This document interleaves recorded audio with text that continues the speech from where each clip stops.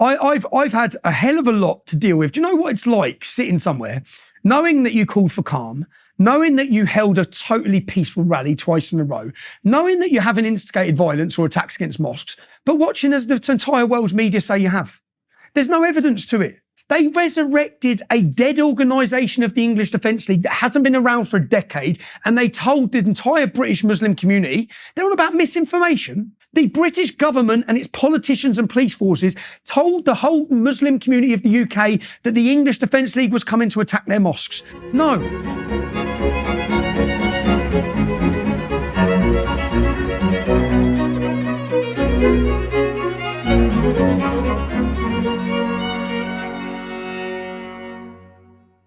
So everybody, I'm talking with my wife and Tommy Robinson again today. Many of you know Tommy Robinson is, I don't know, maybe he's the most controversial person in the Western world at the moment. I mean, there's always Trump, and it's hard to beat Trump for sheer controversy, but Robinson is definitely in the forefront. He's been the enemy of the leftists, but also the establishment, so to speak, in the UK for many, many years, and has paid a big price for his work as a political activist and as a journalist. And Tammy and I talked to him about a month ago, just before he organized an assemblage of working class British people in Trafalgar Square, about 100,000 people, very, very peaceful. And that in turn was just before there was a terrible mass murder in the UK that precipitated a series of protests and riots, and then a real crackdown by the UK government, a crackdown that I do believe threatens free speech in a major way. The podcast that Tammy and I did with Tommy has been interfered with in a major way by YouTube and by Google. It's been deprioritized in the search engines. The comments have been turned off. It's been demonetized. People can't share it. There's a community warning on it. And I think all of that is a consequence of the fact that what we were discussing is actually dead on target. And that's an indication that that's the case. And I guess in for a penny, in for a pound. I was very interested in talking to Robinson. I'm trying to get to the bottom of things. I'm trying to sort out the story, and so is my wife. And we didn't finish doing that the last time we talked, and so I took the opportunity today, I hope, to roast Robinson over somewhat of a slow fire insofar as I'm capable of doing that, to face him with the allegations that have been levied against him with regards to being a right-wing activist and to his past history of behavior that's resulted in convictions and imprisonment in the British judicial system and the penitentiary system. We walked through all that to the degree that we were capable, and that's what you're going to be presented with today. So thank you very much for your time and attention in that regard. It's a very controversial podcast. Yeah. Hello, Mr. Robinson. Hello, Tammy. Nice to see you guys again, I suppose, if nice is the word. Hi, Jordan. Hi, Tammy. Good to see you both. Lots has happened. Yeah, well, and lots has happened. Well, it's been a month, and so let's I maybe start with a review of what's actually happened as a consequence of our video. So the first thing is that it's probably accrued something approximating 4 million views, although it's hard to tell at the moment, partly because YouTube is up to the sorts of tricks that have become standard in today's media, I would say. So this is what YouTube has done. Certain features have been disabled for this video. In response to user reports, we have disabled some features, such as comments, sharing, and suggested videos, because this video contains content that may be inappropriate or offensive to some audiences. And so what does that mean? Well, it's hard to tell exactly what it means. It does mean that we don't get to see how people are responding to the video. Now, this happened relatively recently, and I can tell you, because I've been tracking the comments, that the overwhelming majority of them are extremely positive. And so obviously that isn't going to fly, and people don't get to say what they have to say about this video because, well, some people, some user reports some of the people who are submitting user reports have decided that this was inappropriate content. So what else has happened? Well, if you search for our video on Google, it's really hard to find. And if you search for it on YouTube, it's also really hard to find. If you type in Jordan Peterson, Tommy Robinson, our video comes up about 10th. The first one that comes up has like 3,000 views instead of the multiple million views that our video had. And then it's the same thing on Google. And so we've had our behind the scenes people at YouTube investigating, and, you know, the scuttlebutt, and who the hell knows if this is true, is that, you know, YouTube is bowing to external pressure, and some of that submitted, well, by the powers that be in the UK. And so the reason I'm highlighting this is because from a personal perspective, it's really, really annoying. It's really annoying that the comments are turned off. It's really annoying that it's demonetized and that it can't be shared. It's even more annoying that the search engine is being mucked around with so that our video doesn't come up first, as it should, so that it's not easy to find. This is a real perversion of public communication, and this is completely independent of the validity of your stance. And I don't know how to respond to this because, you know, my sense is if you're over the target, people get annoyed. Okay, and then what else has happened? Well, I've got a lot of feedback about our conversation. I knew it was going to be contentious, and most of that feedback has been positive. People, reasonable people, I suppose, thought I should have raked you over the coals more. Tammy as well should have raked you over the coals more about some of the issues in your past, and so we're going to do that today. And then I guess we could talk about too, Tommy, let's talk about what's happened to you in the last month. So bring everybody up to date, and then we'll continue our conversation. So what you're experiencing now is what I've experienced since my activism. And this is their ability to take away my voice or anyone from hearing from me so that they can continually tell people how I think and what I think. That's all this is. This is them controlling the public's opinion based upon me. So they don't want people sitting and hearing my long form discussion. They would rather their controlled, weaponized media is able to give headlines, which we'll get onto over the last 2 weeks, have been absolutely incredibly false. And they've lied about me to the entire world, getting onto the fact that there's been riots in the UK and the media have said that I instigated them and directed them.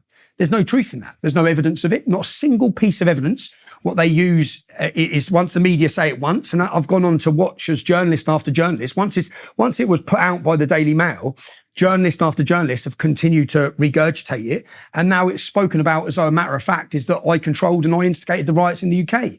Whereas the evidence is that I made video after video after video calling for people to remain calm and not go out in violence. I just understood why they were angry. So the truth, and when we get onto the media, so the Daily Mail run a headline, Peter and Tammy, that you've probably seen, where they tracked down where I was with my family. I was on a vacation. If I can go through the sequence of events, if that's best off starting from the 20th. So on the 27th of July, we held a peaceful rally, which we spoke about prior in our last discussion, was the build up to it. And we didn't know what to expect. We knew what we were going to try and do and what we wanted to do. And we were totally successful in both of them. We held 100,000 people in the largest gathering of British patriots the country's ever seen in Trafalgar Square for a celebration of all the things that have been taken from us. And when I say that, our identity, our culture, celebrating who we are as a community and as a country and as a people, and all the things that they've wanted to weaken about us. We brought about every community. The diversity of our crowd was everyone from every background to celebrate being British. And we sent a message to the establishment on the 27th of July that if we had 100,000 people there on the streets and we had almost 1 million watching live, and it was totally peaceful, and I'll explain why it was peaceful. It was peaceful because we organised ourselves and we didn't allow any infiltration. We've seen the allegations and the suspicions on January 6th that many of the people instigating the violence were working with the government. How could they do that on our demonstration when we made sure that all of our men, we had influential men, tough men from across the UK who came with the same mindset for a peaceful demonstration. And we made the rule that if anyone covers their faces, if anyone turns up wearing all black, and we'll get onto why this is important because we've seen riots in the UK. And if you look at each of the videos of the riots and at the hotels, the people at the leading front of it are wearing exactly the same full disguises where no one can see their identity. And they're the ones instigating the violence. So we made it impossible for them to do that, because they would have known that if anyone turned up with a face covering, 100 English men would be turning on them. Take down the face mask. What are you doing here? Who are you from? So we held a peaceful rally. It was impossible to infiltrate our movement without being confronted. And we made sure everyone knew that. And we made sure that all the different groups of men that were coming from across the UK, which we held meetings beforehand, saying if there's 5 men, 10 men, 20 men, we must confront them. If anyone turns up to instigate violence on the street in our name, we will confront them. And the security services, which I'm sorry, but it's the security services who have instigated violence in many demonstrations. In fact, if your people want to Google special demonstration squad, as you're watching this video, you'll see secretive organisations in the UK that were from the government, which infiltrate demonstration movements to instigate a narrative that they want. They want us to be violent. They want us wearing masks, and they want to be able to delegitimise what we stand for. And what's happened since the 27th of July, we had 100,000 people on the street. We had a celebration. It wouldn't have gone the way the authorities or the security services or any of them would have wanted it to go. And that was, we have gone from working class. We are now peeling to the middle class. We're now reaching the masses in our movement. We have a larger reach than ever before. And the way they've managed to tarnish us and taint us for a decade has not been successful in the last 6 months. And the reason being, I have an account here on X. I can reach the public myself. So the way they've censored us, as you're now experiencing on your YouTube channel, is they've silenced our voice, and then they've told people how to think using their media. It's 27th of July. We have a successful event. The next day, I travel to the border of the UK, and I'm arrested under counter-terrorism legislation. What does that mean? That means that as I got in my car and as I travelled through the border, I was detained. I was told it's under Article 7 of the Terrorism Legislation Act, I believe, where they actually read out, and it says, we believe you're in the instigation and preparation of acts of terrorism, so we can now detain you. And both the officers said, well, we don't believe that, but this legislation gives us the power to now do this. So give us your phone. They seize my phone. They can seize all electrical devices. Then they sat me down for 6 hours under interrogation, where you do not have a right to remain silent. Now, this should terrify everyone, because it's like the Patriot Act in the United States. They bring in this legislation to prohibit terrorism, so legitimate reasons that then take our freedoms away, and then they turn it and use it against citizens. So I'm sitting there as a journalist. I've held a peaceful rally, and here I am for 6 hours being questioned about certain things. One of the questions I was asked is, how do you think you're going to stop the Great Replacement? This is a question from counterterrorism in a 6-hour interview where I do not have a right to remain silent. When I ask what that means, if you don't answer our questions, we'll charge you under terrorism legislation. So if you do not give us the password to your phone, you'll be charged under terrorism legislation. So I sit there under interview for 6 hours, answer the most absurd questions about why there can't be a 2-state solution in Palestine. What's my opinion on that? Wanting to question about who's organised behind the scenes in our movement that we've just held. What are we planning next? These are all legitimate things that have absolutely no business of the British state. But here they are infringing on my rights and our rights, and especially my rights as a journalist, because when they got into then seizing my phone and asking me for the passcode in my phone, at which point I said, well, I'm sorry, you're not having the passcode in my phone, because I work as a journalist, that's my phone, and I read before they got me into interview, I read their legislation, and they weren't allowed to question me in interview that would do anything that would reveal sources of information for my work as a journalist. So I said, well, by opening my phone, you're going to reveal privileged information between me and my lawyers, because they're aware I've got a full-on legal battle with them now about the film that I've made, Jordan. I don't want to go off on tangents here, but I probably will. We spoke before. I made a decision on the 27th of July. I had 100,000 people watching, almost 1 million online. I made a decision to play a movie that was banned. It was banned for 3 years prior. I had been prohibited from showing evidence to the British public, again, because they wish to control how people think. They had used their media to tell the public that I had lied. I had made a documentary that 3 years prior, I failed. I failed as a journalist. I failed as I'd say, as a father, as an Englishman. It's my job to protect and expose corruption, especially when it comes from the British state. When the British state are weaponising courts, and what you're all witness now in the last 2 weeks is what I've known. They have weaponised the judiciary. Within 7 days, some people were arrested and some people committed a crime. And within 2 or 3 days, it was televised to the British public as they were sent to prison for years for things they'd said on Facebook. What this has been an attempt to do is to scare the British public, intimidate them into silence. The reason being, we are on the verge of a cultural revolution in Great Britain. Now, bringing 100,000 people on the street in a peaceful celebration and sending a message to the establishment is certainly not what they want. So what we've witnessed since that day is a full-on attack, and especially against me. And Jordan, I can go on talking about this, but if it's okay, I will, so that people get the full context of what's happened here. I'm taken in by counter-terrorism. By the time I'm released, and I got questioned about the film that I played. I make an allegation in that film. The film was about, right? This is Silence, Silenced, yeah. The film is called Silence. It's pinned on my Twitter, which is @TRobinson_New_Era. The problem they have, they can't stop people viewing or restrict the comments on X because they don't have control of Elon Musk.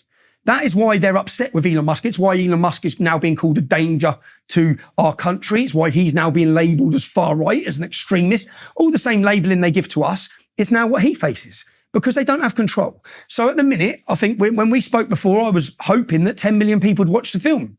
And the reason I was hoping that was because it totally exposes the corruption of the judiciary, the weaponisation of the judiciary, and the way the media and all of them conspire together to control a narrative, and the way they destroy anyone who gets in the way of that narrative, which is what I've currently faced. That film is currently on 44 million views.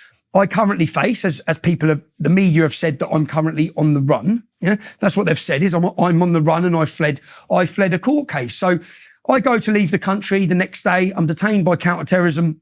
I'm held. They then when I refuse to give my PIN code, I say no, and I'll give the reason so people understand.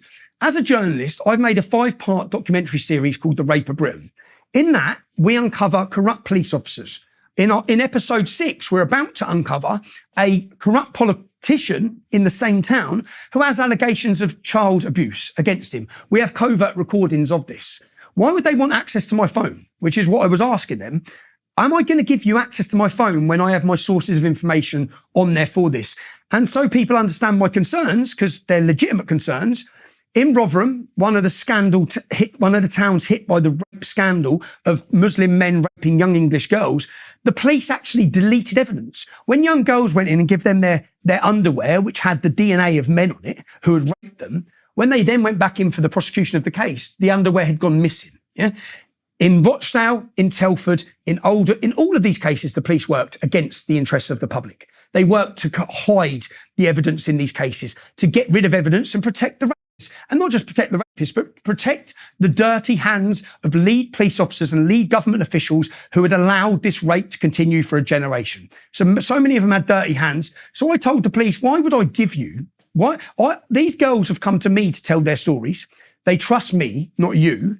And the reason they do that is because whatever you put on your computer system, and in fact, in episode 5 of our investigation, it was the police who gave the address of our survivor to the Muslim gangs. It was the police who leaked the information to families at the school. It was the police. So no, I'm not about to put the jeopardy or the safety of the survivors or anyone who's given me their trust in confiding in me with information so I can expose it. And that goes for whether it be about corruption of the court cases, the judiciary, or the rape gang. So I told the police in no uncertain terms, you're not going to get a PIN code off of me. And if you want to charge me under terrorism legislation, then you do that. And at which point I was transferred from the port to a police station to be charged. I then had a solicitor, because up until this point, you don't have a right to remain silent under terrorism legislation. I then get a solicitor. We're both told, including my solicitor, that we're about to be prosecuted.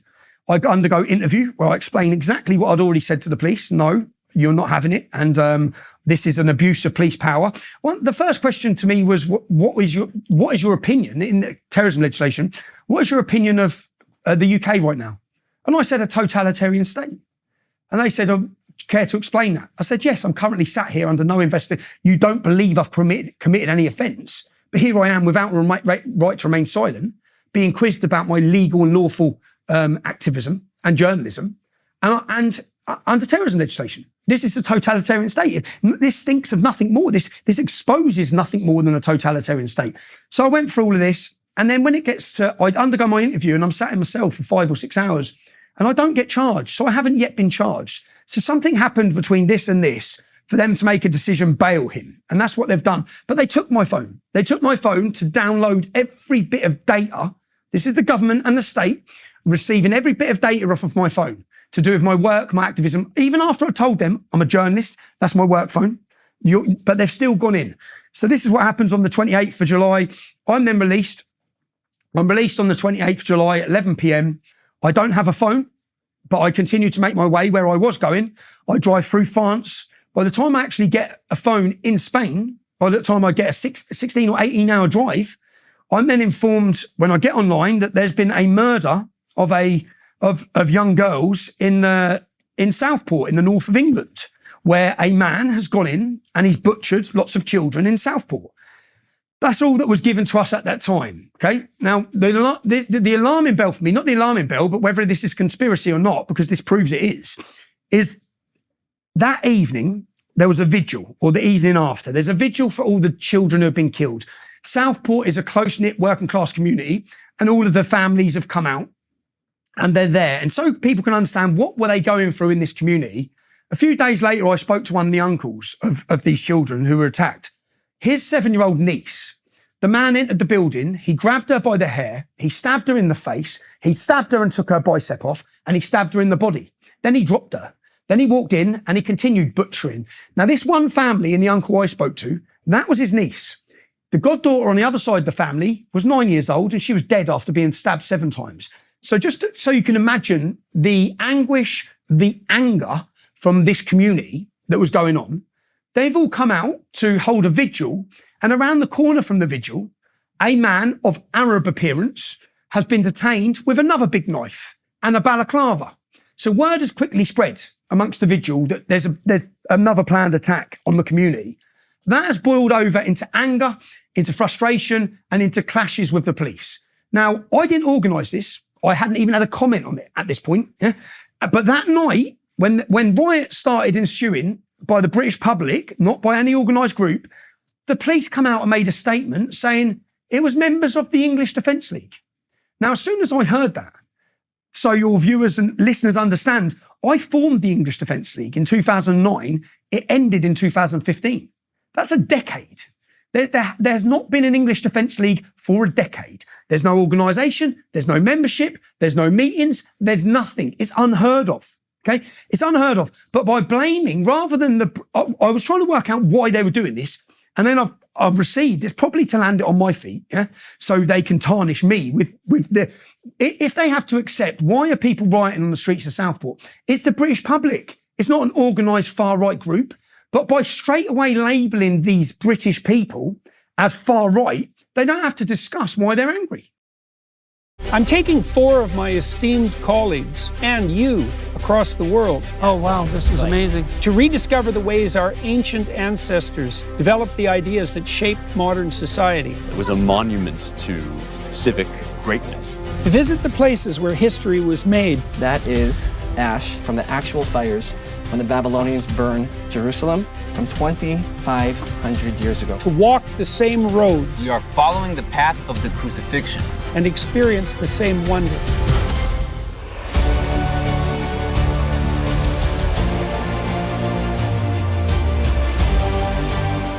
We are on the site of a miracle. What kind of resources can human beings bring to a mysterious but knowable universe? Science, art, politics, all that makes life wonderful.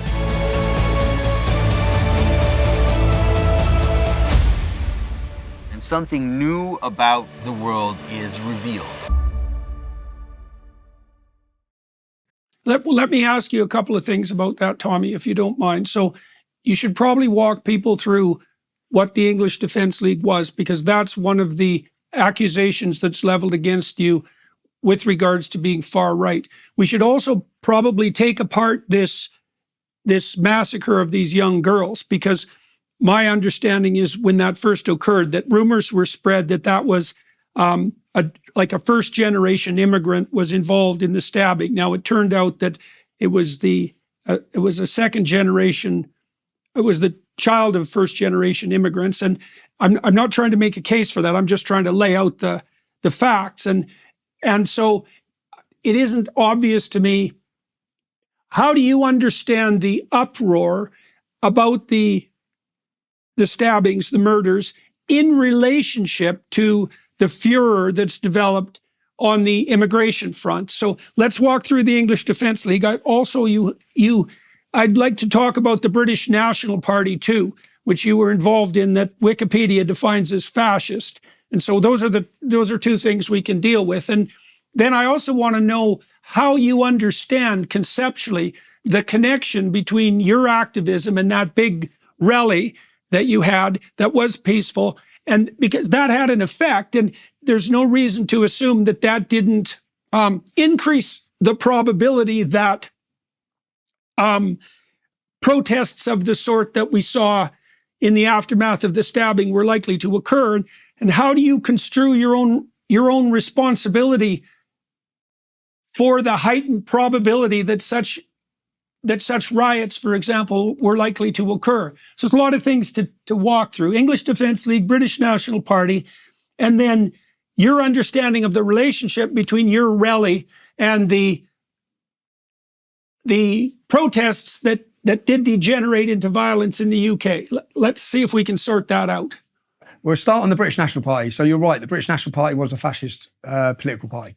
And when I was 21 years old, I held my first ever rally, and it was called Ban the Luton Taliban. It was against the increased Islamisation and jihadist organisations. We spoke about them in our last meeting. Now, when you're drowning, you clutch at straws, and Luton and my town was drowning. And I looked for anyone talking about this issue. The only people I found talking about it were the British National Party. Now, the reason why people know I was a member of the British National Party is because there was a leaked list in this year that I'm talking about. Now, the leaked list showed 5 years. So I joined 1 year, yeah. I don't join the next year. I don't renew my membership, okay? And I'll explain why. So I joined the British National Party. I looked for someone talking about, they held a meeting. I turned up to their meeting. I spoke about it in our last sit down. I said that I was part of a football culture, and there was a large group of us who went to football together. So the British National Party would have been excited that they had boots on the ground in Luton, yeah, young men who were boots on the ground for their activism. Now, when I joined the British National Party, I had no idea that Nick Griffin, who was the leader of it, was the former member of the National Front. As I said, I wasn't political. I was just a young lad. And their first 10 points you'd have to be brain dead not to agree with them. When you go on the website, homes for British pensioners, and get all the 10 points you'd agree with, yeah? So they hold a meeting. We turn up to the meeting as young lads. And this is actually documented by a far left magazine called Searchlight. And it's called When the MIGs, which is Luton's football community, Luton's football hooligan element, the men in gear fell out with the BNP. So we went to a meeting, and when we got to the door, they said, he can't come in, he can't come in. And it was the black lads. And we said, what do you mean they can't come in? And they said, well, you can't be a member of the BNP unless you're white. So we told them, you're not having a meeting in our town then. You're having no meetings in our town. And the BNP was non-existent from this point. Yeah. So non-existent. So 4 years later is when I formed the English Defence League. And from the offset, we were welcome to every colour, every race, everybody. So I formed the English Defence League in 2009. I want to get onto the far right label because this is provable as well. The media called it far right. From the start, we had a Sikh leader, Gurmit Singh. Okay, great lad. We done more to educate the British public and the predominantly white working class community of what Sikhs have given, what other minorities have given into the UK. And the reason being, I'm from Luton Town, so the majority of my friends aren't white. So the ethos of the English Defence League started with my mindset. We had a Sikh division, a Hindu division, we had a lesbian and gay division. We had a Jewish division. We had divisions from every community. Doesn't sound very far right. Now, let's not allow the media to decide whether an organisation is far right. There's a national extremism unit within the Metropolitan Police Force, and it's their job to define groups like the English Defence League and the BNP. The BNP were categorised as extreme far right. The English Defence League, the entire time I led it, centrist organisation. So because the media say it once and then say it 100 times, and then it gets regurgitated by the media and politicians and all alike, it was far right, it was far right. It was never far right. And it was always judged by the national extremism unit of the Metropolitan Police Force, who are professionals and whose job it is to do this and look at groups as to what constitutes actually far right, is that Muslims should enter dialogue. This was their advice, which the officer got absolutely hammered for. But their advice was the English Defence League is a centrist organisation and Muslims should enter dialogue with them. People should listen to them. That was the entirety of the time I led the English Defence League. So I left the English Defence League in 2014-15. So your viewers understand what it was. We were an organisation that brought to the forefront issues which government, media, politicians didn't want to have discussed. They were issues that bring about the failures of open border mass immigration, the effect it has on society, and the reality of living in a town that's been that they've flooded with people of all different cultures. So a group that come about to highlight and bring to the forefront, and remember, grooming, which we spoke about, no one even knew, there was no word grooming. It's a pretty word they give it. There was no word grooming. No one knew of these rape gangs. In fact, everyone was attacked or we were demonised for trying to talk about them. Now, years on, everyone accepts they were a reality, as were many of the problems we spoke about are now accepted as legitimate and accepted as truthful, which is why videos I made years ago have aged well for me and not well for my opposition. It's why people are listening to me now and realising that they lie. It's why it puts them in a bad position and not me. I can sit here and say, well, I told you the truth. And the public who have been crying out for the truth, who are angered, who are scared, at a time like this, when our culture is disappearing, when our country's being flooded, they're looking back over 10, 15 years and they're saying, well, he was telling us the truth. He wasn't lying. And against all the flack and all the attacks and all the imprisonment, they still maintain telling the truth. And that truth isn't far right. It's not even extreme. It's the truth. Hey there, truth seekers and freethinkers. Are you tired of the same old merch that doesn't quite capture your intellectual spirit? Well, buckle up, because we've got some exciting news that'll make your synapses fire. Introducing the official Daily Wire merch store on Sticker Mule. Sticker Mule isn't just any old merch company. They are the internet's favorite place for custom stickers, magnets, and more. In response to the Trump assassination attempt, Sticker Mule's co-founder and CEO vocalized his support for the former president and called for an end to political hate. Now they're bringing you exclusive Daily Wire gear that'll make your liberal arts professor do a double take. By shopping at stickermule.com/dailywire, you're not just getting awesome merch, you're supporting free speech and standing up against leftist groupthink. Plus, a portion of every sale goes directly to support the Daily Wire. So what are you waiting for? Head over to stickermule.com/dailywire today. That's stickermule.com/dailywire. Okay, well, so a couple of things there. So you said, for example, you're objecting to the labeling of far right. You make the claim that many of your friends aren't Caucasian or aren't white, a very difficult thing to define. You talk about the English Defence League bringing in Sikhs and Jews and people from all sorts of different ethnic groups, but there's also an anti-mass immigration through story in your discussions. And so how do you distinguish between the kind of immigration that has brought you the people that you have had friendships with in Luton, and what is it? Is it the grooming gangs that's drawing the distinction? Like, what is it that you're trying to tell people about immigration, given that you also have friends from all sorts of different ethnic groups and races? And you're also denying any allegations of racism or even ethnic prejudice for that matter. And partly you point to the fact that your English Defence League had different groups of people in it, but also your own friendships. So what makes you convinced that you're not a far right figure? And what is it specifically about immigration that you're trying to object to? I'm not denying it. I'm actually hated by the far right. I'm despised as a race traitor. As I've made comments, so Angela Merkel, David Cameron, these were all the leaders at the time of the English Defence League. They all come out and said multiculturalism's failed. I went on record as saying, actually, you're all cowards, yeah? Because what's failed, if we want to admit what's failed, Sikhism hasn't failed to integrate or assimilate into British society. The Jews haven't failed. St. Lucians haven't failed. Everyone else, they haven't failed. You are taking a problem that what's failed, and I just speak about my experience from growing up in Luton. And again, I'll set the record straight. Not every Muslim, okay? I'm not saying every Muslim. Some of the best people I've met growing up are Muslim. Some of the people I love and still have relationships are Muslim. And I challenge any journalist, come to Luton and find me Muslims with non-Muslims. And every time when I was leading the English Defence League and a journalist would come and interview me, I said, you walk through the town And you try and find me Muslims with non-Muslims. You won't find them. You'll have the Muslims and the non-Muslims. Now, we didn't create that. We can't be, on our school, I speak about when I grew up, it was the Muslim playground and the non-Muslim playground. So I grew up experiencing this. I experienced the separation and the segregation, the zero assimilation. And I knew something was very, very different. And until, I think in 2011, I was spending 22 weeks of solitary confinement. And I challenge again, anyone listening to do this. Take the Quran. I was sent in the Quran by a Muslim outreach organisation trying to convert me. So I took the Quran and thought, right, let's look at this. And I opened it and I challenge any of you to do this. And every time it says, do not be friends with Christians or Jews, just write the verse number.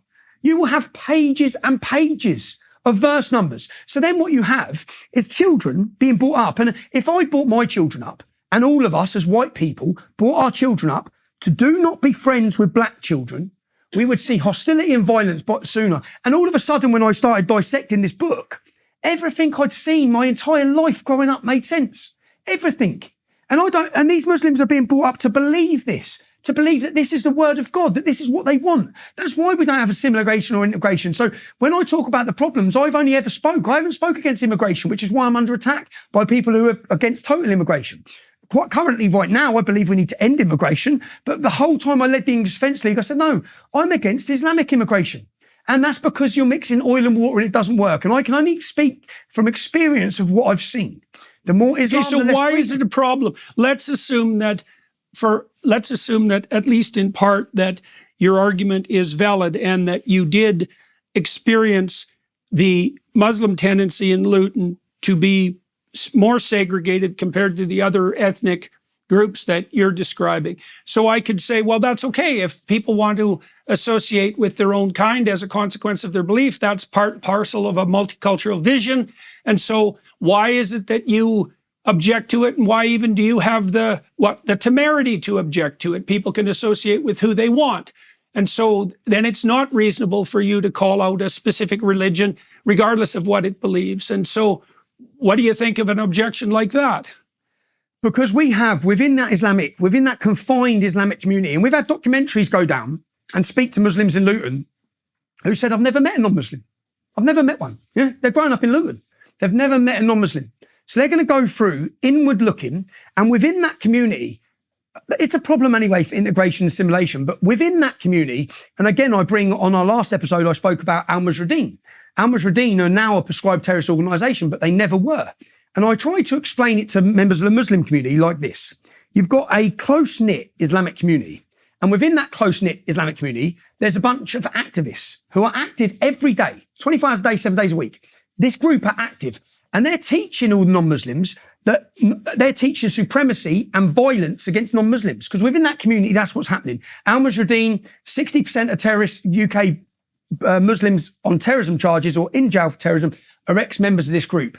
Now, within that community, if you change it to the white community of Luton and you have the non-Muslim community, and within there you have 1,000 Nazis who have pace tables set up and are continually promoting Nazism, sooner or later, the violence is going to come out of that community. Well, that's what we've experienced.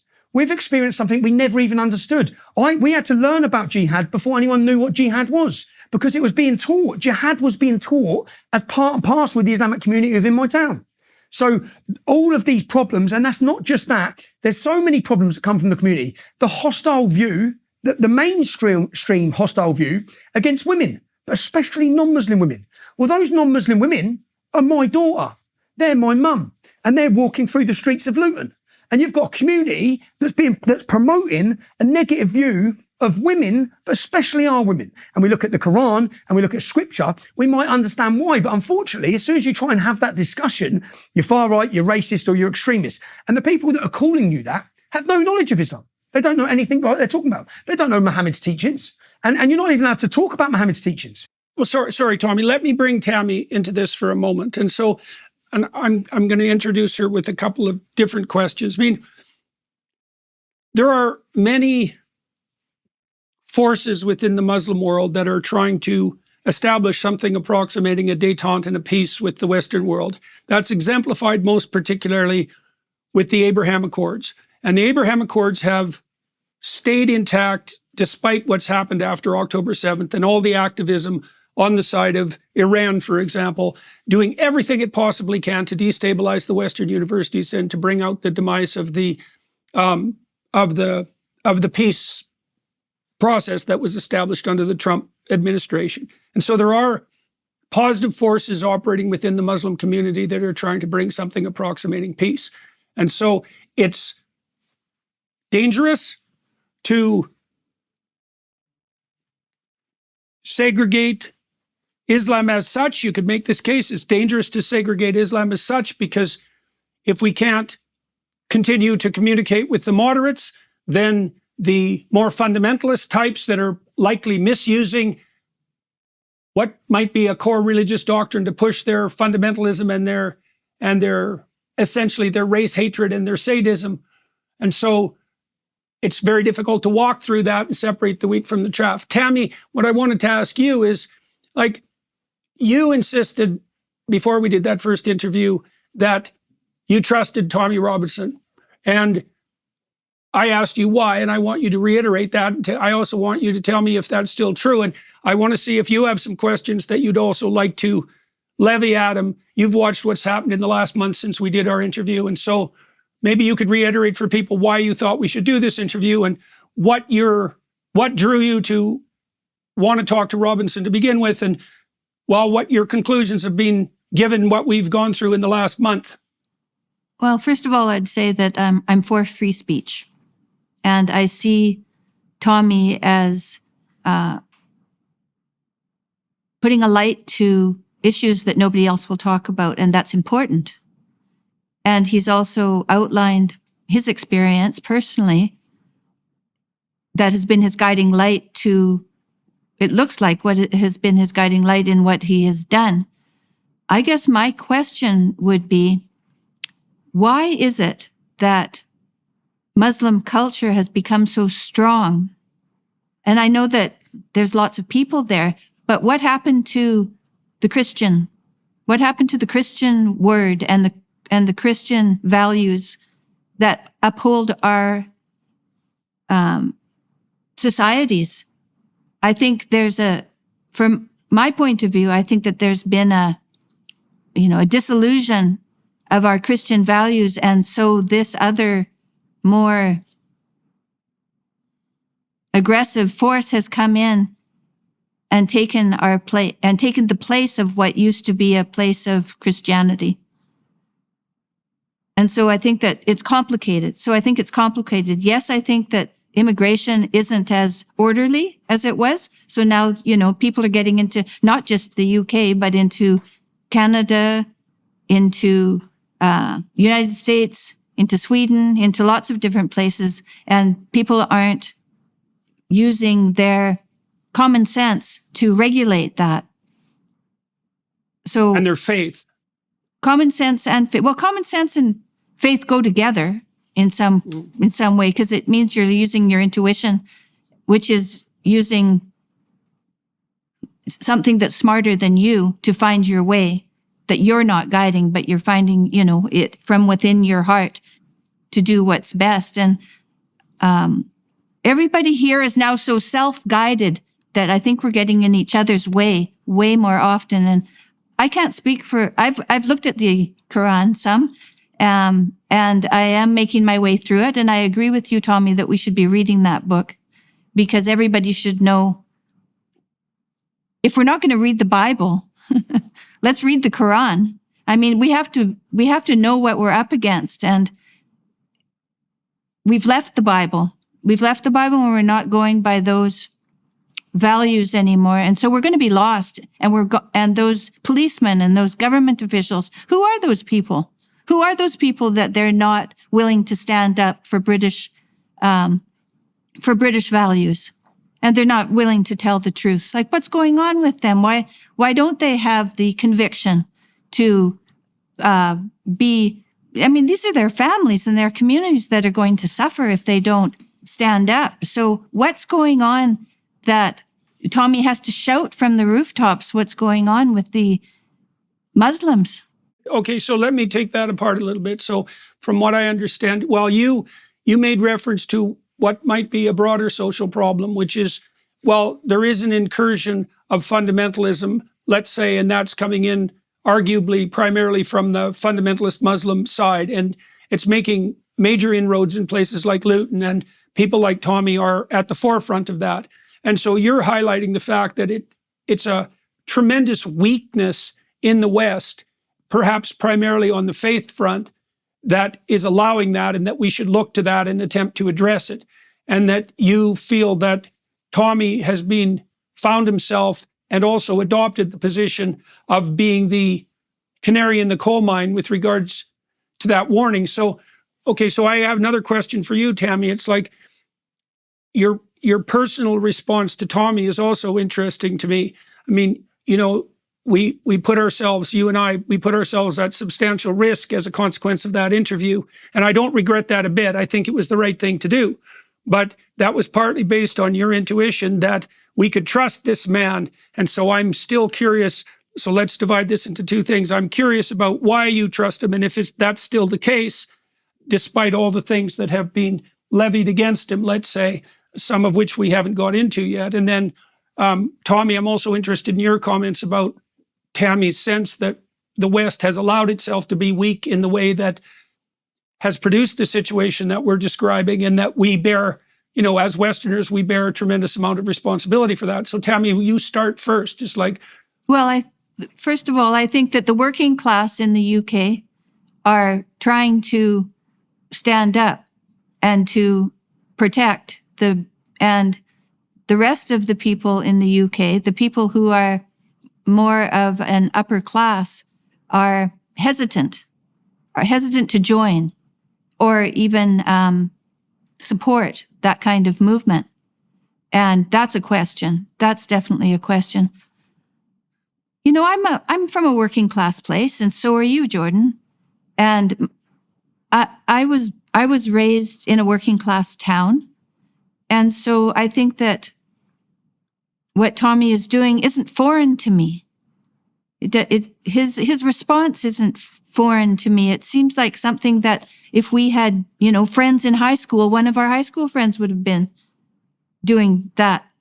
Or maybe even ourselves would have been doing that if we were in that situation. So I can see myself in Tommy in a way that makes me less skeptical of what he's doing, because I can see the necessity for speaking up and telling people what's going on so that they have a chance.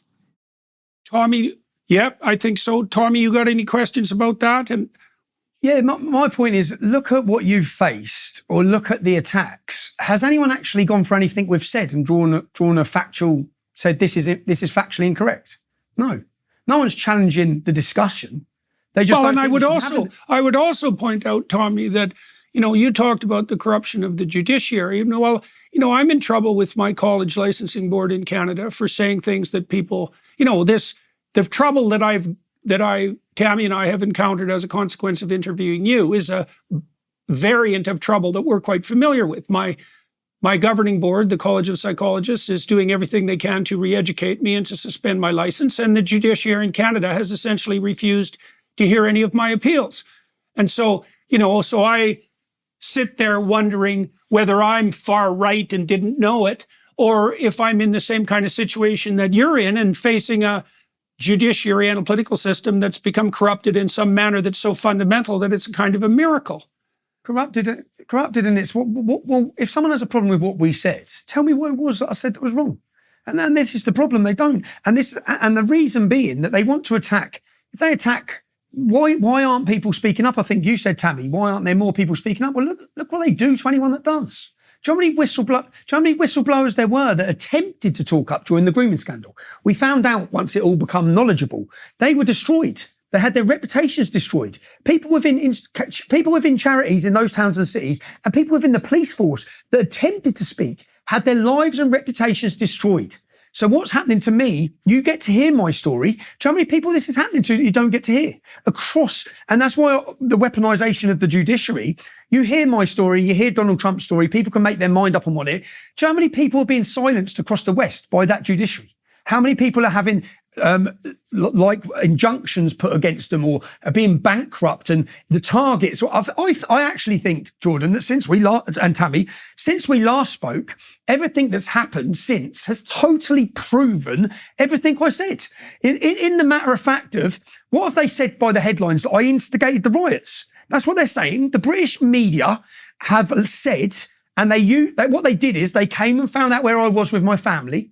And then they made me front page news. They actually doxed where my children were in a resort. They said that I fled the country and that I was in hiding. That holiday was booked for 18 months. Now they said that and they put me as the instigator for the riots. And that was published everywhere. And then characters like Piers Morgan, earlier you said there was allegations that it was a Syrian. I never shared those allegations. So there's not one person that can point to anything I shared that was factually incorrect about the Southport killer, yet they want to say that I'm the instigation of the riots. So Nigel Farage shared that it was a Syrian refugee. I didn't. I didn't share any information till I had the knowledge of who it was. So that no one can levy that against me. Piers Morgan said I'd done that, factually incorrect again. But then I'm not the one with the media. They're the one with the mainstream media. So the mainstream media have gone out.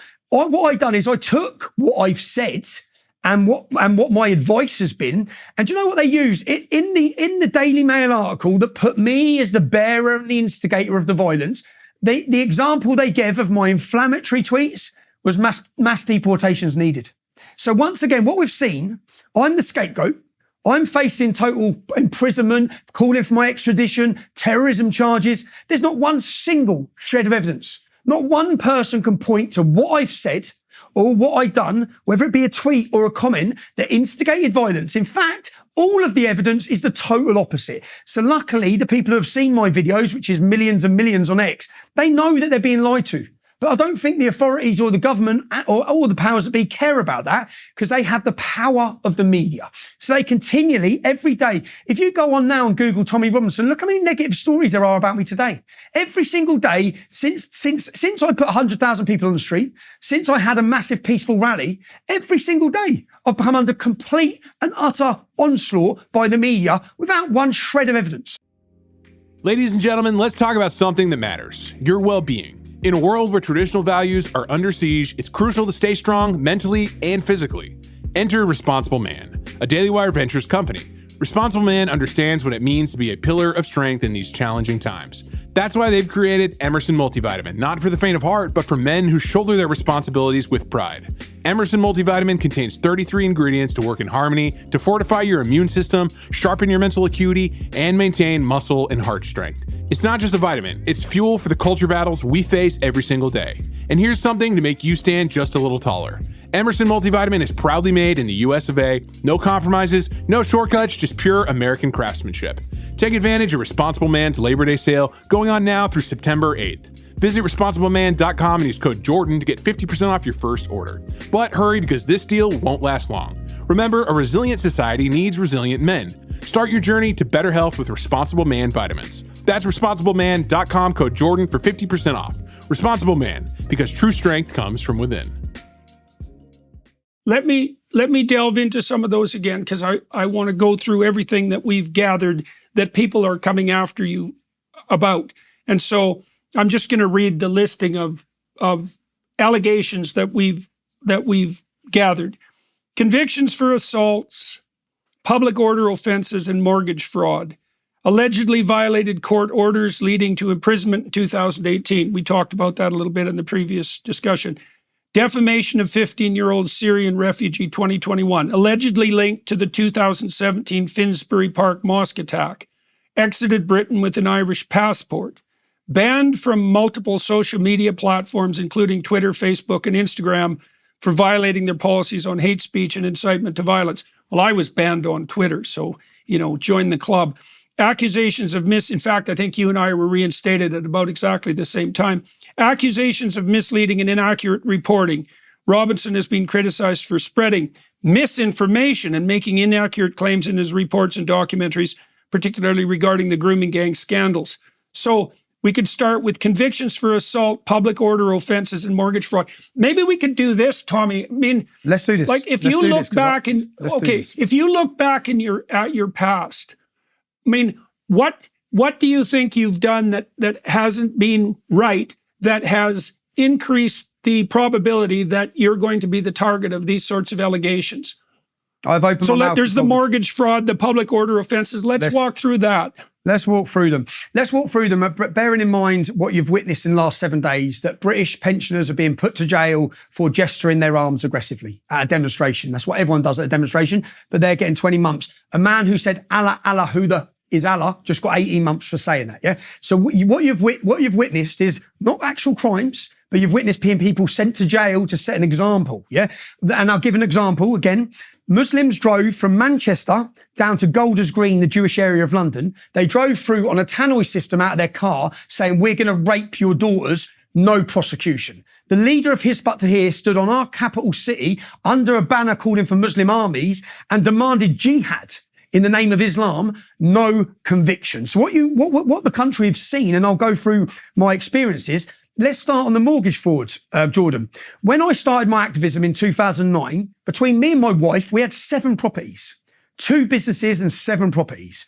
All of my mortgages were 100% legit. And what they'd done is they went and got a 5-year investigation, and in their warrants, they went through my mum's accounts, my dad's accounts, every family member bank accounts. Now, what they got on my brother-in-law who was 21 or 22 at the time, yeah, he bought his first property. Now, when he bought his first property, the banks used to encourage self-certification mortgages.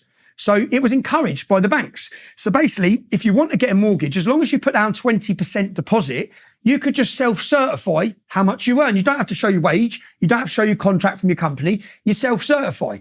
Now, as I said, I had 7 properties. I was buying repossessions and doing them up and keeping them. We were remortgaging the money. There's no question about any of my mortgages, yeah? So my brother-in-law, I lent him £20,000 as a young man to get his first property. He bought a property. He said it was £80,000. He bought it. He put £20,000 down, £60,000. He spent 9 months doing it up. He sold it 9 months later. Yeah. So he buys the property. He said he earned £20,000 a year, but really he earned 12. So he buys it. He gets a mortgage. He sells it. The mortgage company are paid back. 3 or 4 years later, after this, they come in, they go through all the forms and they say, well, he lied on his mortgage form, yeah? Which the whole country lied on their self-certification mortgage forms. It was encouraged. They had no evidence against me. So he lied on his form. What he lies on his form has nothing to do with me. So they get him, and then they say that when he sells the property, so he buys it for 80, he sells it for 120 after doing the property up after 9 months. He makes a profit. The mortgage company are paid back, so there's no one been defrauded. They then say that the profit then becomes the proceeds of crime because he lied on his mortgage form. What do? They nick him and they nick me. They then charge me on tax evasion. They go through my companies.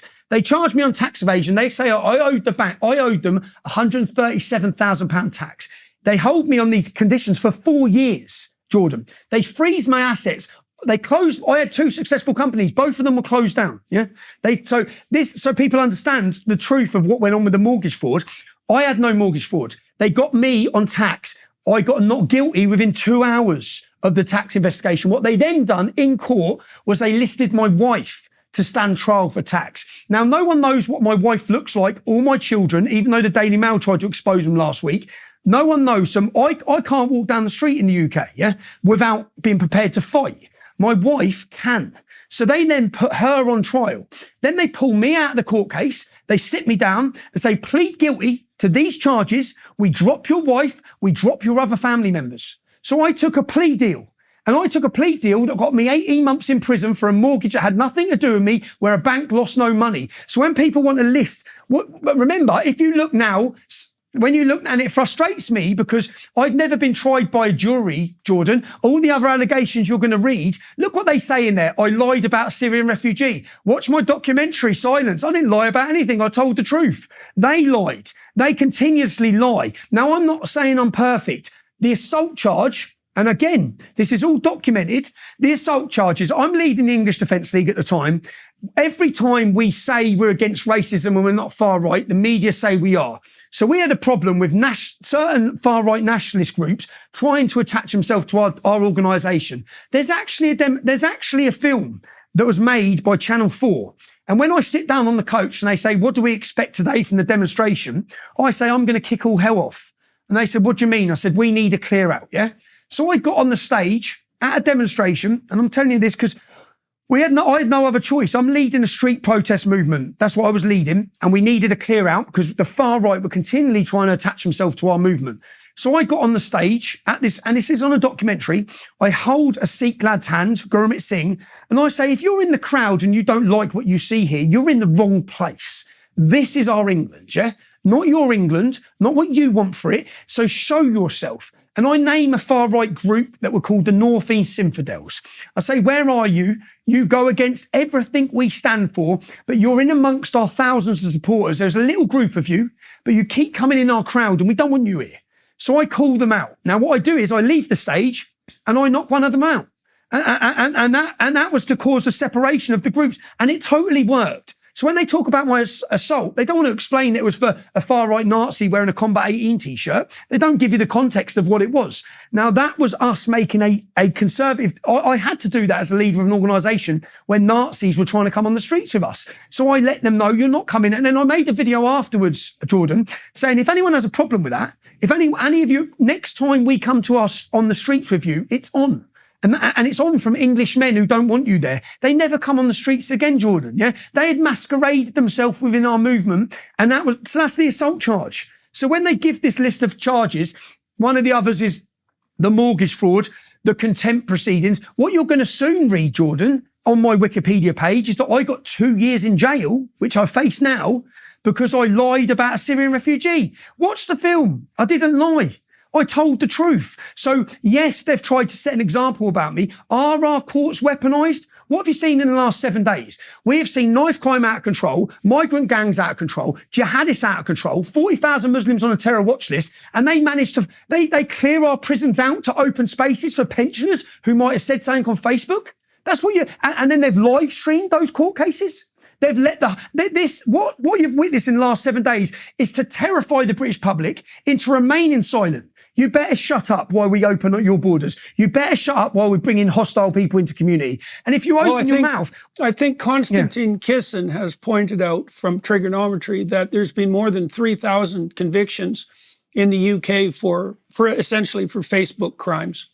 So this has been building. There was only 600 in Russia. There was only 600 in Russia. Right. So this has been building for a long time. And, I also think that what happened to our interview on YouTube is emblematic of exactly this proclivity to define certain kinds of speech as criminal, as far right, and to suppress it entirely. Tammy, one of the things you and I talked about leading up to this interview was the gathering of the kind of information that I'm torturing Tommy about right now. And we should talk about allegations linked to the 2017 Finsbury Park mosque attack. But Tammy, are there other questions that we haven't addressed that you have on your list? Well, I'm kind of curious about the passport, the Irish passport. Yeah. Can I quickly, do you know when I just said, so on my mortgage fraud case, I get sent to jail on mortgage fraud. I leave the English Defence League. And this is factual. Yeah, no one can deny this. I get taken into a prison cell. I'm sat in prison. I'm in Winchester prison. I've been violently battered. I lost my teeth in Wood Hill. So I'm sitting in Winchester. I then get a legal meeting. I go to my legal meeting and I go sit, and this is all, I sit down in my legal meeting and 2 young men come in and they're younger than me. And then you wouldn't think they're police officers. And they said, no one knows we're in here visiting you. No one, only the head governor. Yeah. So when you go back to the wing of prisoners, you can say whatever you want as to who's come to see you here. I said, okay. They said, right, we're from the Metropolitan Intelligence Bureau, MIB. What's the MIB? It's a secretive unit within Scotland Yard. Okay. The reasons you've get for leaving the English Defence League, if you're true and you want to help your country, which is what you've said, and you're opposed to these far-right ideologies, we're asking you, when you leave prison, will you work for us? I said, what do you mean work for you?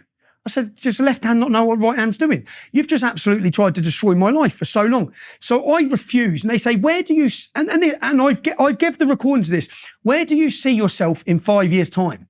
And at this time in my life, I'd had enough about talking about Islam. I've been battered in jail. I've lost everything. I've been to jail, but I was in prison, but I'd managed to hold on to the 7 properties my wife had, that my wife and me had.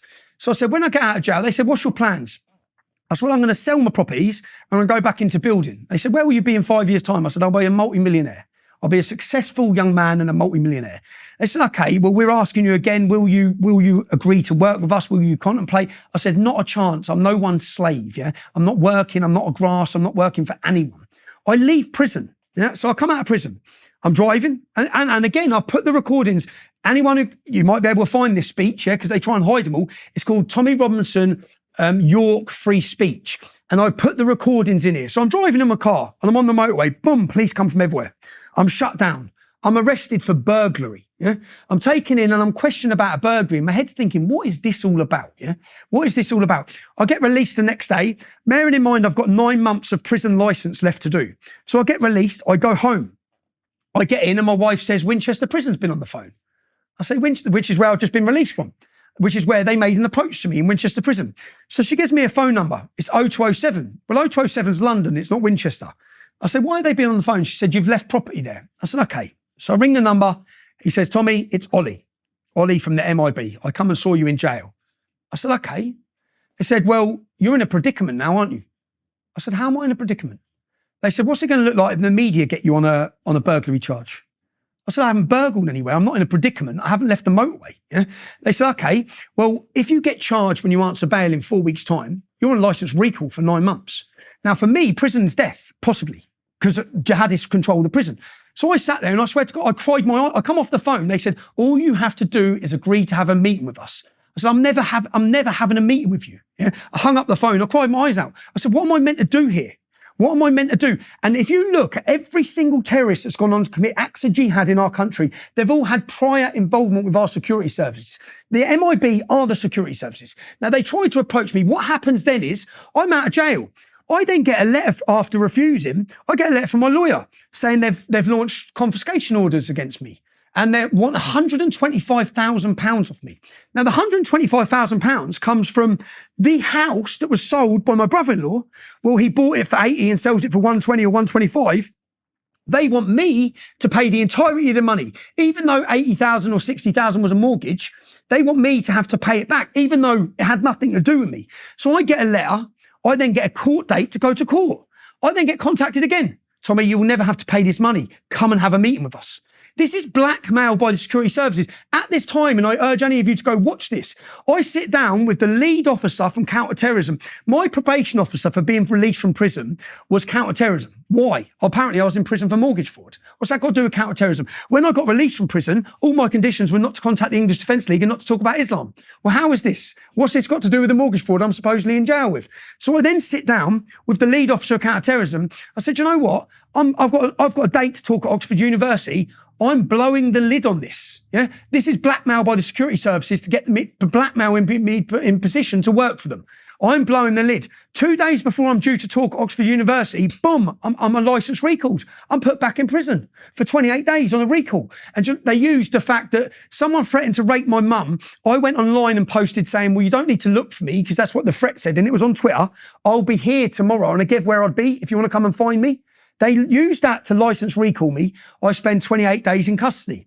I come out of jail. I sit down with my probation officer again. I'm pretty stubborn, if anyone hasn't noticed. I refuse to back down. So I said, I've arranged to talk at Oxford University. You're not going to stop what I'm doing here, yeah?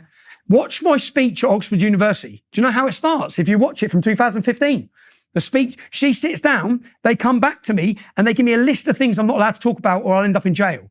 Islam, the police, security services. Yeah. So I said, so I don't have free speech. Now, if you watch my speech from 2015 at Oxford University, what I say is the speech I wanted to give you, I'm not allowed to give you. I've been threatened with prison if I come and tell you my whole speech was going to be about the British police state and how they operate. And I'm now not allowed to do that. So the security services have been looking since 2015 saying, well, how do we deal with this guy? Yeah. Because I sold my house. You know, I paid them £125,000. I paid them I had to sell everything and give them £125,000 or be in their pocket forever. And I refused to be in their pocket. So when we talk about the different cases, that's my mortgage fraud. The passport case, it wasn't actually an Irish passport. I went to America. To your American audience, I apologise for disregarding your laws. But in 2011 or 12, I come to the United States. I landed in 2011. I was detained at JFK Airport and I was told on no uncertain terms I'm getting deported back. I got sent back because the British had requested me not to be allowed in. The next year, I decided to come. I used my friend's passport. That's where I used my friend's passport. I got entry into America. And I gave a speech after a New York State Senator. And I recently dug up that speech. And in that speech, I say, I wish someone had come to my hometown 30 years ago and warned us of what was going to happen. Well, I'm here to warn you. Because I'm not talking about what I've read. I'm talking about what I've seen and lived through open border mass immigration and what's going to happen to the United States of America. I gave a speech. I land back in the UK. I was remanded. I spent 22 weeks on solitary confinement for that crime. 22 weeks on solitary confinement. So that's the passport case. Was it wrong for me to enter America illegally? Yes, it was. Did I come with a very important message for the United States of America? A massive message that if they'd have listened to it in 2011, they might be in a better place to protect the United States of America now. As I said, I can go through every one of these instances. No one can refute these. There's no evidence to refute what I'm saying. In fact, I played the recordings in my York speech of the police interviewing me on burglary. Now, many people, I can have every allegation you want against me. Everyone knows I'm not a house burglar, yeah? But they use that to get me in a position. I don't doubt that they're blackmailing Muslims day in, day out, the security services, to act and work in a certain way. I have no doubt ever the dark powers that play in the British state. And that's what I've spoke openly against. So when I say they don't know how to deal with me, simply, they don't know what to do. And that's why I think now I face 2 years in prison again. And so tell me about that. Like, so you're out of the country. I don't want to ask you where you are, although maybe you want to enlighten people as to your whereabouts. What is your legal situation at the moment in the UK, and what are your plans? And then Tam, if you have any other questions, maybe you can follow up after that. So where are you? What's your legal situation? What are your plans at the moment? I'm in Russia. No, I'm only joking. I'm only joking. Have that as headline, yeah. I'm not in Russia. My plans, everyone's telling me to run and everyone's telling me not to come home. I'm coming home. I'm not running. I don't believe I'm on trial. I believe the British judiciary is on trial. The problem that they have is 44 million people have watched that film. That means there's 44 million people, including influential people across the world, that know that I told the truth. If they wish to lock me up for that, lock me up. They will lock me up. We've seen what they're doing with the current state of things. Will I be in danger? Yes, I will. Am I worried? Yeah, totally. Totally worried. Worried for me, worried for my family. I'm in court on the 28th and 29th of October. So I currently don't have to be in the UK. I'm, again, something I haven't talked about. In the last 7 days, they've knocked at the police have gone to my family's addresses, including my mother and father's, and told them their lives are in danger. So I've had a hell of a lot to deal with. Do you know what it's like sitting somewhere, knowing that you called for calm, knowing that you held a totally peaceful rally twice in a row, knowing that you haven't instigated violence or attacks against mosques, but watching as the entire world's media say you have? There's no evidence to it. No evidence at all. They are putting me in danger. They're putting a target on me. Since then, certain Somalians have said they want to kill me. There's been Muslims making videos with machine guns. All of them have been lied to. They resurrected a dead organisation of the English Defence League that hasn't been around for a decade, and they told the entire British Muslim community they're on about misinformation. They're on about prosecuting for people for misinformation. The British government and its politicians and police forces told the whole Muslim community of the UK that the English Defence League was coming to attack their mosques. There is no English Defence League. There hasn't been for a decade. The British public were on the streets, but what they've successfully managed to do by labelling everyone as far right, by putting an ideological spin on the reason people are angry, they haven't once had to talk about open border mass immigration. They haven't once even had to address why people are angry. It's just they're angry because they're far right and they're racist. No. Yeah, and they've had a success. It's been a total successful campaign by the government. If you look at what they've done, there was an uprising on the streets of the UK, and rather than have to address one of those issues, the Labour Party, not one have they had to address. What they've instead done is turn it on the British public, then have show trials in order to intimidate and silence the British public into saying you do not get angry. This has been our January 6th moment. And right on the end of us having the most successful cultural revolution organisation the country's seen, Right, they've just blocked it, totally blocked it, used the mass media, used the politicians, used their weapons to totally deceive and lie. And again, I ask, if I've done all these things, and I keep asking Piers Morgan, I know you was on the show with him last week, why don't you sit down with me, Piers, and show me where I've instigated violence or attacks against mosques? Show me what I've said that's encouraged violence. Do you know what? I've heard one news reporter say, well, he said that there was attacks by Somalians against a woman in Ipswich. Yeah, that was the Times newspaper. Yeah, I quoted the Times newspaper. How dare I? So no one's even been able to show me what I've said that's misinformation, because I haven't. I wasn't part of the campaign to push it was a Syrian refugee. I remained silent on that fact. In fact, I come out and corrected certain falsehoods. Yeah? But again, what the people need to understand is, in the 7 days prior to the riot, 7 days prior to the riots, I don't know if you're aware that today there's been a terrorist attack. Will I get done for misinformation in that? A migrant has gone and stabbed a bishop walking out of an army barracks in the Republic of Ireland whilst muttering about the Irish Army's involvement in the Middle East. Yeah? That's what's come out right now today in Galway, I believe, in Ireland. Now, in the 7 days prior, and this is very important that people understand what built up the frustrations of the British public. Yeah? We've watched since October 7th as Hamas have took over the capital city, calls for jihad by mosques and imams, desecration of war memorials, no arrests. We're continually told by the police we can't arrest people for burning flags. This is freedom of the speech. They've committed no crimes. So we've watched all of that. And then we sit and we watch as a migrant gets off a motorbike. He's been in the country 6 months. He waits for an army officer in uniform. He doesn't attack anyone who's not in uniform, even though people who aren't in uniform are there.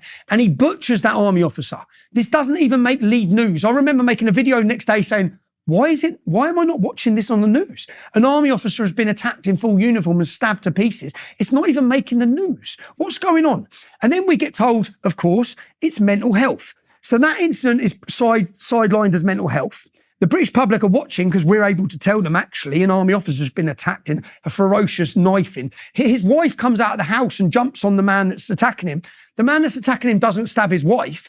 He continues stabbing the officer. The only person he attacks is in a military uniform. Very similar to what happened to Lee Rigby when he was beheaded by Michael Adebolajo. They didn't attack the bystanders in the street because they said that they're not the targets. The military are the targets for the British involvement in Muslim lands. So this looks very similar. Yeah? Why don't I believe that the police and government, why they tell us it's mental health? And again, anyone listening to this, go on Google now and type in Russell Square attack. You will see an attack in Russell Square. A Muslim goes into his mosque in the morning, says he wants to kill non-Muslims. Yeah, they don't report him to the police. They say a prayer for him. What he then does, he leaves. He leaves the Muslim community. So he don't come out with a mental attack and start stabbing anyone. He leaves the Muslim community. He travels to Russell Square. He stabs 7 non-Muslims. He murders a American citizen who's a tourist. He gets stabbed to death. In between each of these attacks, he shouts Allah Akbar. Now, try and find this on the terrorist attack list. You won't, because it wasn't deemed a terrorist attack. It was an incident of mental health, like so many others. And then when they have these mental attacks, they don't go and kill anyone that's Muslim. It's non-Muslims that are killed. So we don't believe them. So this happens. Then we have the attack. Then we have the riots up in Leeds, where basically a Romanian child went into hospital with a fractured skull. Now we have protections for children where if there's questions about the parenting, which I don't believe the parents were at home when this child had a fractured skull, so they see it as neglect, they went in to take the children as protection, yeah? So they take the children. As they do that in this close-knit Muslim and Romanian gypsy community, the Muslims and the Romanians, both of them, because there's evidence it was both of them, come out and burn police cars, buses, and attack the police. Now, the images that the British public watched were as the police run away. They didn't get their dogs out, horses out. They didn't come in with batons. They literally legged it and left them to burn the estate. Now, as they burn the estate, an English mother comes out of her house the next night when all the crowd's there again and starts saying, will you please go in your houses? Stop causing the problems. I have to live here. The police arrest the English mother. They take her away. So what we've seen, and then the Romanian gypsies make a statement saying, unless the children are given back tonight, you are going to talk about these riots for 100 years in this country. Now, as soon as they said that, I put a post out on X saying, guarantee they give the kids back. I know they're going to, because this is what works in Britain. By that later that night, the children are given back to the parents. There's no riots. All the gypsies and all the Muslims go off the streets. Yeah. So this is what the public are watching. Then, all in this quick 7 days, then what we see is a Muslim at Manchester Airport is kicked in the head. You may have seen it go viral. He's kicked in the head by a police officer whilst laying on the floor. It doesn't look great. Yeah, it looks ferocious by the police officer, but we have no context as to what happens before that.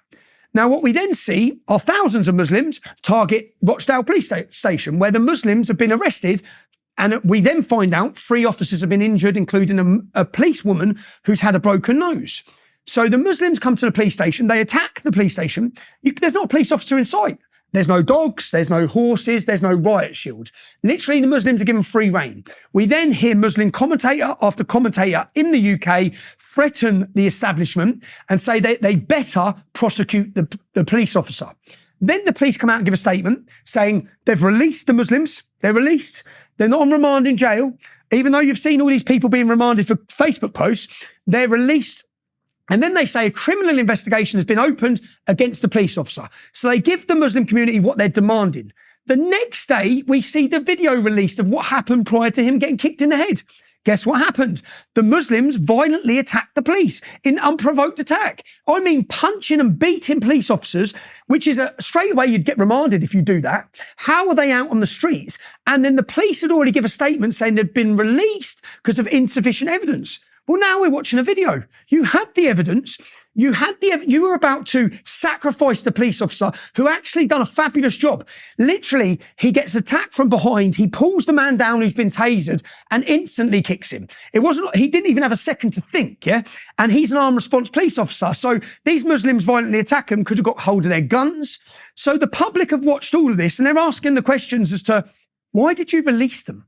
Why are you prosecuting the police officer that done nothing wrong? It's the whole situation again from the United States. It's the whole situation with George Floyd. They've surrendered and they've given the police officer over for a lawful arrest. Whether it looked bad or not, it was within the law. And that's what they've done to this police officer. So this all happens. What message have the British government told the country? If you riot, we'll listen. That's what they told them. And then an attack happens straight after this. So you have to understand the prelude to what's happened, yeah? And you have to understand that attack after attack and aggression after aggression has not been dealt with. The police have not made arrests against the Islamic community. They literally run away from them. And literally at the same time as this, they attack British protesters, whether it be on St. George's Day. Now, yesterday was Independence Day for Pakistan. The scenes we've seen across our country are the police dancing with Pakistanis, celebrating Pakistani Day. Well, that's not what we saw for our St. George's Day. We saw police with batons and riot shields, attacking Englishmen, dragging their St. George's flags off of them and beating them. So what you have is a British public who feel totally oppressed by their government and police force. And if they didn't feel that now, then as we're watching people be imprisoned for comments on Facebook, many of them anti-establishment comments, you're putting people in jail for anti-establishment comments, whereas you haven't put people in jail or arrested them for calls for jihad, for calls from the river to the sea. Oh, that's legit. But you dare to say Allah, who is Allah, you're getting 18 months. So they've actually ingrained on the world stage two-tier policing and two-tier judiciary. And the public have had the opportunity to see exactly what I've known for 15 years of my activism.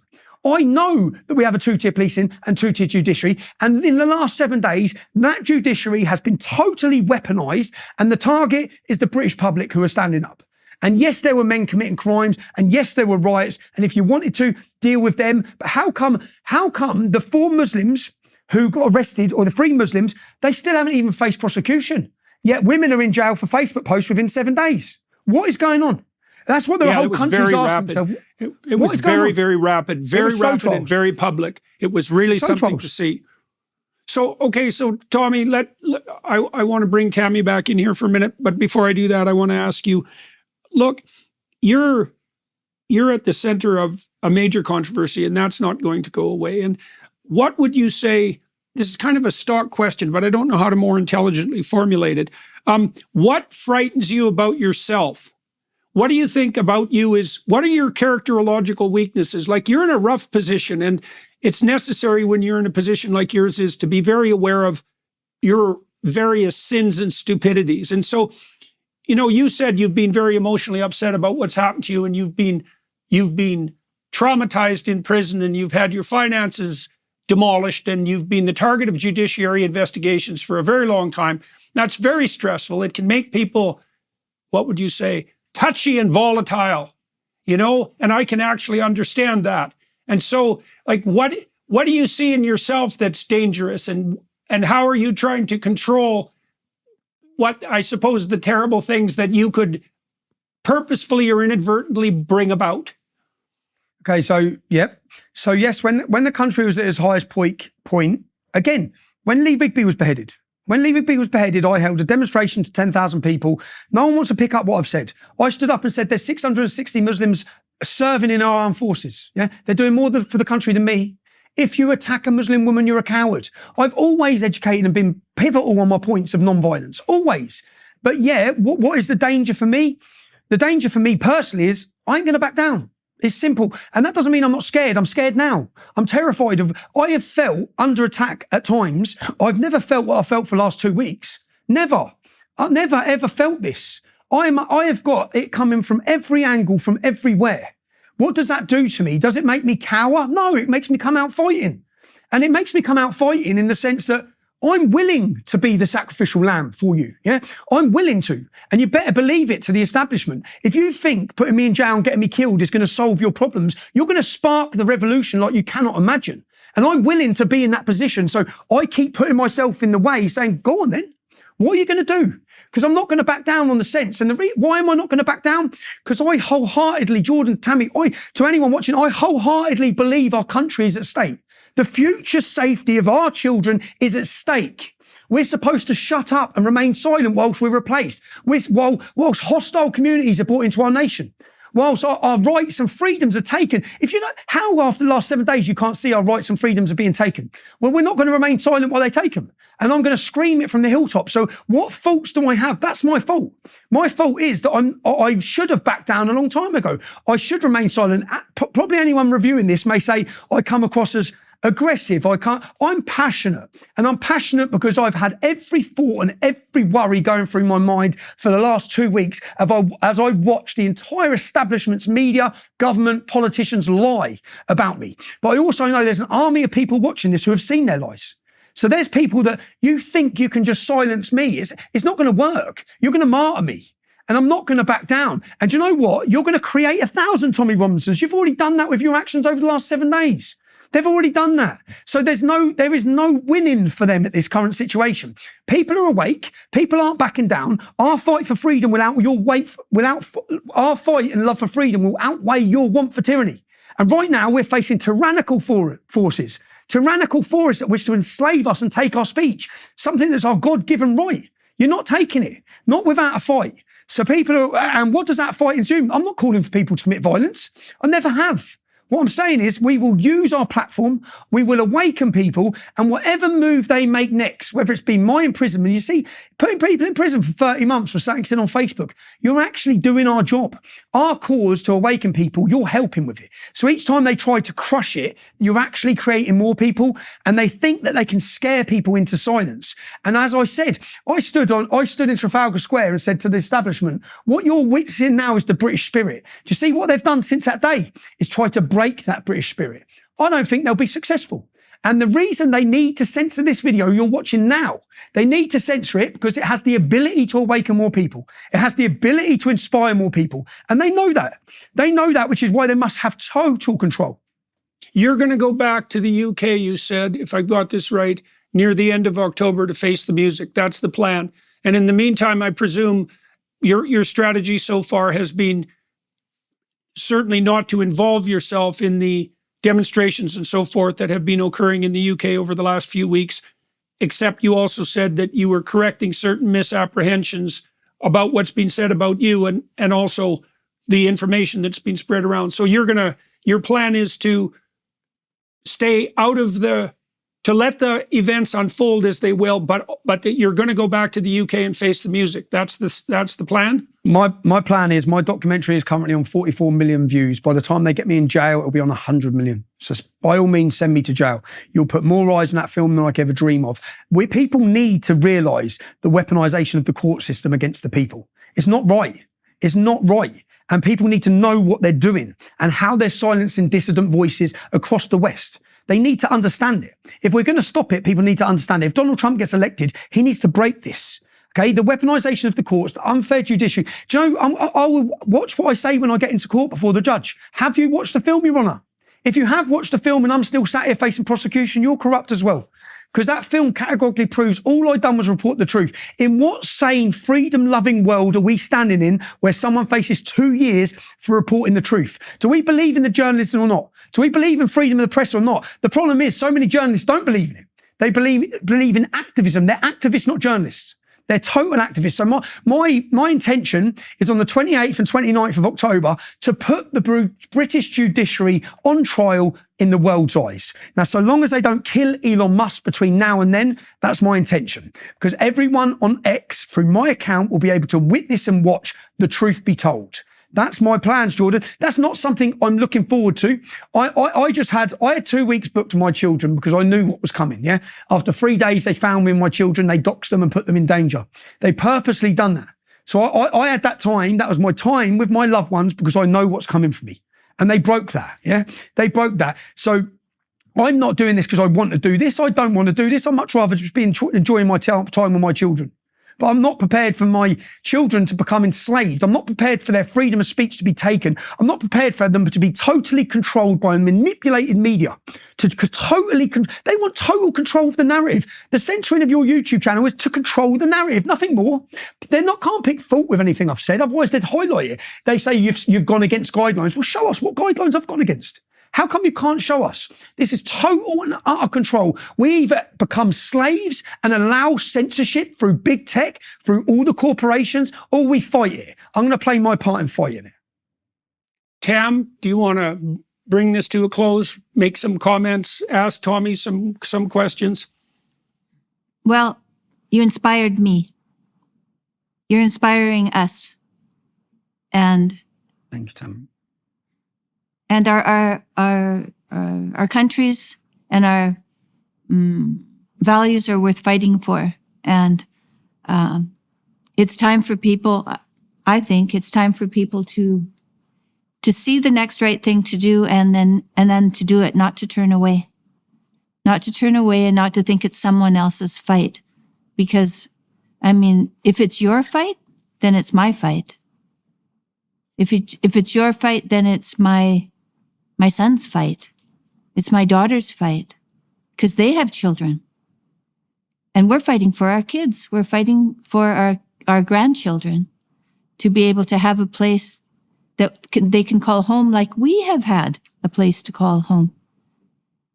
You know, I don't really have any questions. I think Tommy ended it on a very good note. I think that it's his bravery and his conviction. That's what we need. We need to look at ourselves and to see what it is that is calling us to do and to take one step in that direction and see where it takes us.